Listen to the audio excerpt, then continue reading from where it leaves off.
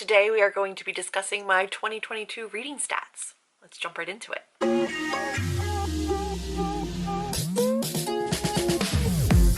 So in front of me, I have the StoryGraph. I do use the StoryGraph to track my reading. I do not use Goodreads. I love the StoryGraph and have been really lucky to work with them a couple times in 2022 to run some giveaways on A Curse and Ash, work with them in terms of like, I paid to be a part of their beta giveaway program. However, I have in front of me my comparisons from 2021 and 2022 and some of my stats. I think it's interesting to look at them in relation to last year because they have changed dramatically between last year and this year. And I think the big thing was just realizing that I could read smut and that it was just the perfect thing to help my brain when I was writing to still be able to read something, consume something, but not have to worry about thinking about it too much or it taking me away from my writing. Sometimes I would read like big series or books that I loved and it would keep me from wanting to write, and I couldn't afford that this year. However, I found a way to make it work. So what I have in front of me are my highlights, like my favorite reads of the year, and then I don't do like best of worst of, and I don't rate my books anymore, but just some like standout books, and then series that I finished and or caught up on. That was a big thing for me.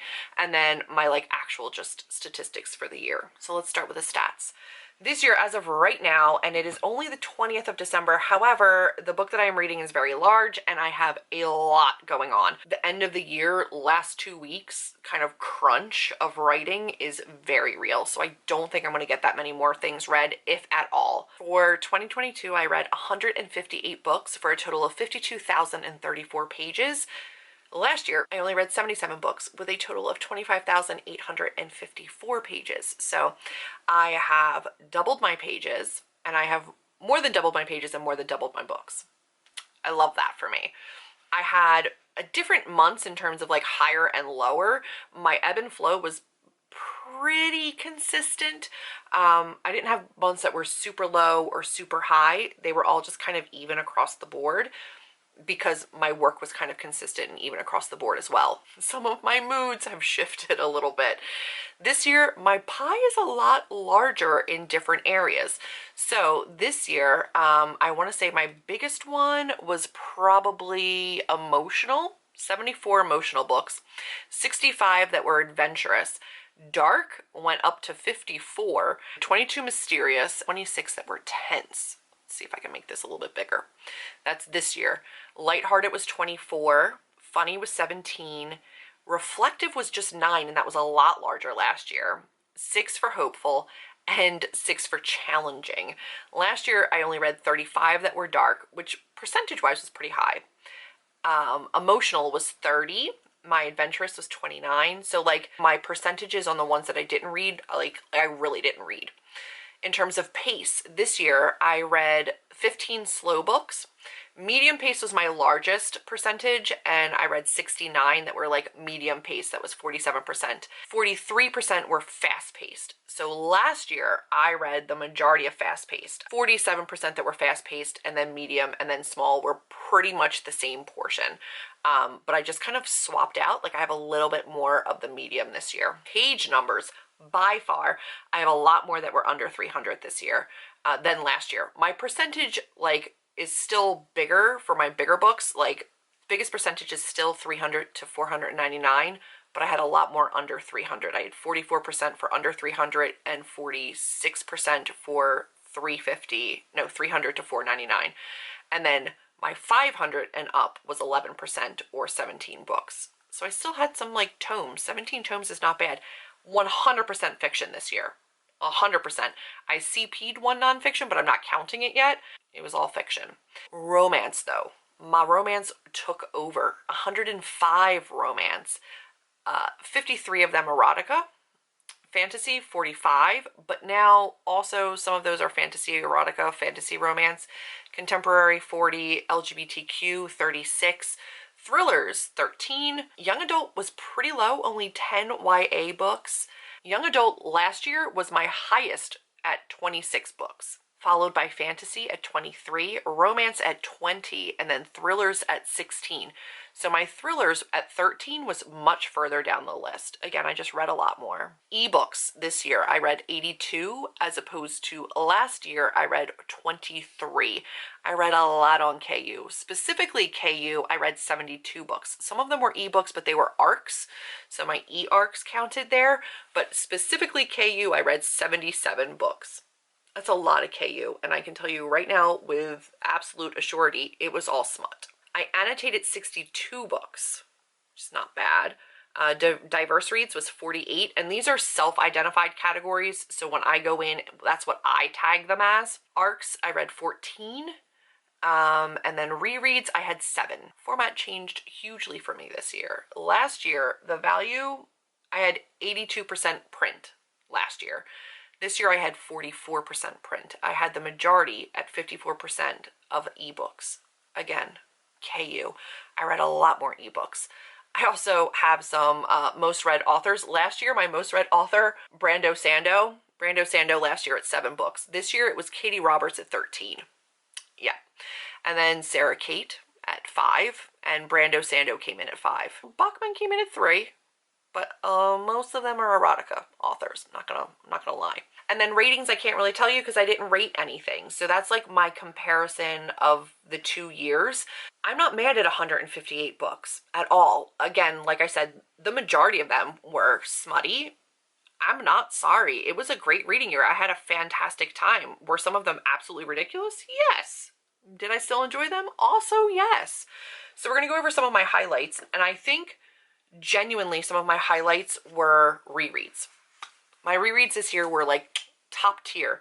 So this year I reread The Wicker King. I reread Strange the Dreamer and Muse of Nightmares. Top tier, all 5-star reads. I reread Beartown and Us Against You, also 5-star reads. I reread Mistborn Hero of Ages, phenomenal. Long Way to a Small Angry Planet. So Long Way to the Small Angry Planet is one of my favorite books of all time. Hero of Ages is my favorite finale of a series, bar none. Us Against You and Beartown, phenomenal books. The Wicker King, absolute chef's kiss. And Muse of Nightmares and Strange the Dreamer, you can't get better. So I reread some serious winners. And then in terms of like new books that I read, the winners by Frederick Bachman. Finishing out the Beartown series was by far the most amazing thing. It crushed me. I have a reading vlog. It should have already been up. Absolute crushed me. Don't watch it if you haven't read the book because it's spoilery, but like I cried so hard. Kate Alice Marshall. Kate Alice Marshall came out with a YA zinger in These Fleeting Shadows, and then I read her first thriller, which was What Lies in the Woods. Read that as an arc. It comes out in January. Will I be buying it? Absolutely yes, but I read it last year and it is phenomenal. Kate Alice Marshall is chef's kiss. Absolutely love it. And then also I'm going to say The Woman in the Library by Solari Gentile was awesome, and I'm really glad that I read from her. And it was a very like Inception-y author-based kind of a book. Love those. And I did pick up another book by her as well. That was an Unplugged Book Box book that just kind of came out of nowhere, and I was like, I'm gonna read that, and I loved it. Loved it. Were there other great books? Absolutely, but those were kind of like my standouts. And then in terms of series, I caught up on the Skyward series, which means I read the novellas and I read Cytonic. I didn't love any of them, and I'm bummed because I do want to see the series through, but like I'm not having a good time, friends. It's not great. Finished the Beartown series, which was the winners, so I finished that one out. I finished the Imperium trilogy by Claire Legrand. I had been sitting on it. I read Furyborn and Kingsbane as they came out. I bought Lightbringer, pre-ordered it, had never read it. Read it this year and finished that out at least. I started Mistborn Era 2, but only read the first book and then stopped. But in terms of series, I think I've caught up to everything. Like I read the new saga, so I'm up to date on my saga. I don't have anything that's kind of sitting that I haven't caught up with the exception of the Diviner series, which I do have right up, yep, here. I still have not finished that. I still have book 4 to read. Am I nervous about it? Yes. But I want to read the audiobook, and I don't have the audiobook right now. I know it's not anybody's favorite, and I do love that series, so I'm a little bit nervous about that. The Becky Chambers Monk and Robot series, I kept up with that as well. I keeping up with the Wayward Children series. So I'm staying up to date with series that I'm interested in at least. I'm not like falling back, because once I fall back a couple books, I really just kind of get like dejected and I don't want to have to try to catch up. And I think Katie Roberts I'm up to date on. I read the majority of her works this year. Villain series and her Dark Olympus series I'm up to date on. And then I'm reading some of her backlog that aren't like the Greek-inspired kind of storylines. I'm enjoying them. Goal for 2023. Let's talk about that one really quick. I do have a full other video, but I forgot to mention that I own almost the entirety of Olivia Dade's backlist, and I have not read a single one of her books yet. So 2023, I've got to read some Olivia Dade. I've got quite a bit of it. I own them all because I love a chunky girl on a cover. I'm not upset with my year of reading. I think having almost 160 books is phenomenal. Reading more on my Kindle, absolutely fine. Making use and getting my money's worth out of KU, love that for me. Leave me a comment down below. Let me know what your favorite read was of the year. I'd love to hear about it. Maybe add it to a TBR. If you like this video, give me a thumbs up, click subscribe, and hit that notification bell so you know when I put up new videos. And I will see all of you in the next one. Bye, friends.